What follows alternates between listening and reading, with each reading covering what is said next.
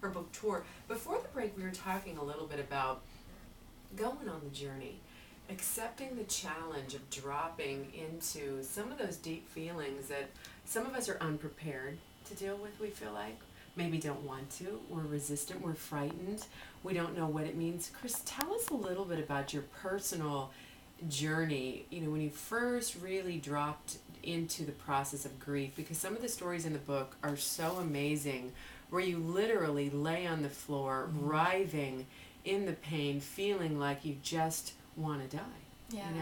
Well, the first time that I really realized what grief was going to hold for me was very early morning. I was walking out to just do a task that Richard had always done. Like, I bought salt for our water softener. So went out to my car, and the girls were getting ready for school, their first day back to school, and day was just breaking, and I took the salt out of the car, and as I was walking to the water softener, I just felt like I was hit by an invisible slap. I mean, it just literally hit me in the face, and I literally stopped and I fell to my knees, and I just started to sob, and I felt my stomach contract, and I felt, just this horrible pain and this total wave. Like it reminded me so much of childbirth, that the contractions of childbirth come in waves too, and I was like, ugh, I went so deep inside, and I sobbed